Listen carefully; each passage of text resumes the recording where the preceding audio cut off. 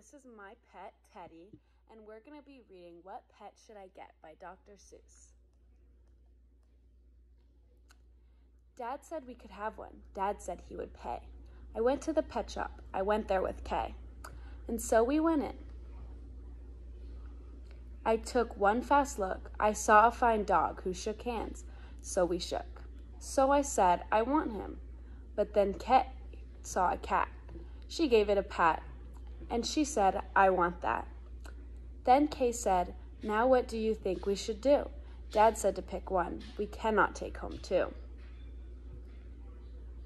Then what do you know? We saw two other kinds. Now how could Kay and I make up our minds? A pup and a kitten, they looked like good fun. Now, which would we pick? We could only pick one. The cat or the dog, the kitten, the pup. Oh boy, it is something to make a mind up. Then I looked all around. I saw something with wings. I said, look at him. We can pick one that sings. But then, look over there, said my sister Kay. We can go home with a rabbit today. Then I looked at Kay. I said, what will we do? I like all the pets that I see. So do you. We have to pick one pet and pick it out soon. You know Mother told us to be back by noon. And I could have done it. I could have, I bet. I could have said, what pet should we get? But you know what Kay did? Do you know what she did? She said, fish, fish, fish, fish. And maybe a fish is the pet that we wish. Then I saw a new kind, and they were good too. How could I pick one? Now what should we do? We could only pick one. That is what my dad said. But how could I make up that mind in my head? Pick a pet fast. Pick one out soon. Mother and Dad said to be home by noon. The time may be now to make up my mind, but who knows what other good pets I might find. I might find a new one, a fast kind of thing, who would fly around my head in a ring on a string. Yes, that would be fun, but our house is so small. This thing on a string would bump into the wall. My mother, I know, would not like that at all. So maybe some other good kind of pet, another kind maybe is what we should get. We might find a new kind, a pet who is tall, a pet who fits in a space that is small. My mother might like this pet best of them all. If we had a big tent, then we would be able to take home a yent. Dad would like us to have a good yent, but I do not know he would pay for a tent. Oh, but how do I know he would pay for a tent? So you see how it is when you pick out a pet. How can you make up your mind? What do you get? But what if we took one of each kind of pet? Then our house would be full of the pets we would get. No, Dad would be mad. We can only have one. If we do not choose, we will end up with none.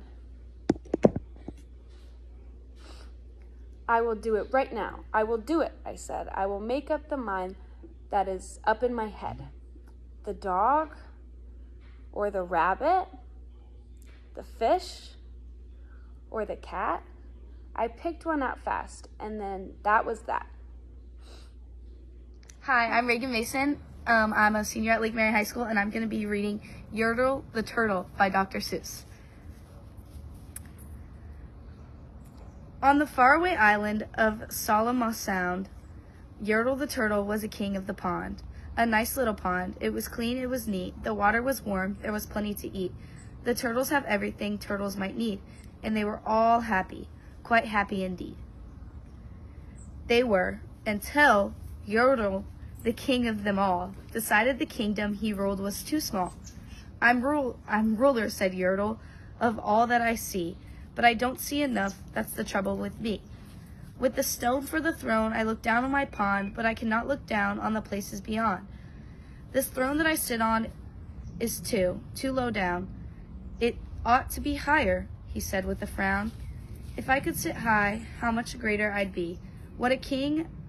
I'd be the ruler of all I could see. So Yertle the Turtle King lifted his hand. The Yertle the Turtle King gave a command. He ordered 9 turtles to swim to his stone, and using these turtles, he built a new throne. He made each turtle stand on one another's back. He piled them all up in a 9-turtle sack. And then Yertle climbed up. He sat down on the pile. What a wonderful view. He could see most a mile. All mine, Yertle cried, on the things I now rule. A king of a cow, and I am king of a mule. A king of a house, and what's more beyond that. I am king of a blueberry bush and a cat. I am Yertle the turtle, O marvelous me, for I am the ruler of all that I see. And although that morning he sat up high, saying over and over, a great king am I, until long about noon, then he heard a faint sigh. What's that? Snapped the king, and he looked down the stack, and he saw at the bottom a turtle named Mac, just a part of his throne, and this plain little turtle looked up and he said, Beg your pardon, King Yertle. I have pains in my back and my shoulders and knees. How long must we stand here, your majesty, please?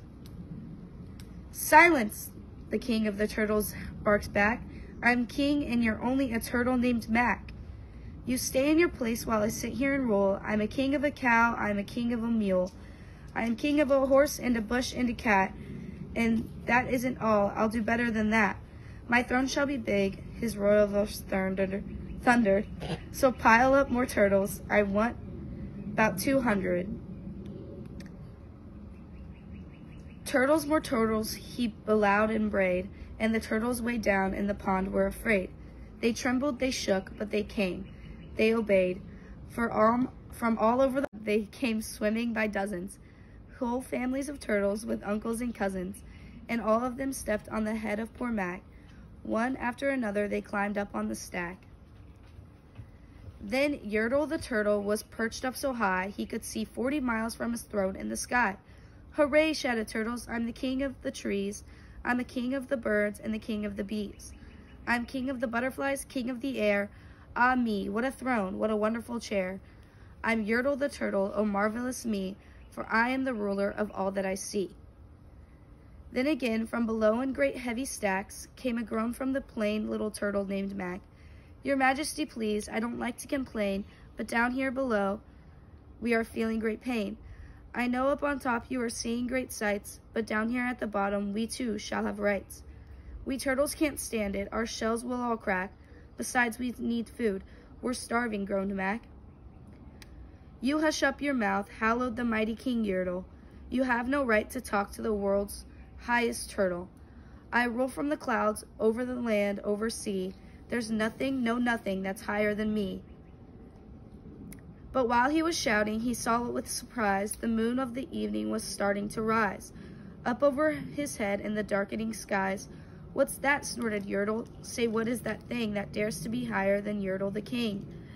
I shall not allow it. I'll go higher still. I'll build my throne higher. I can and I will.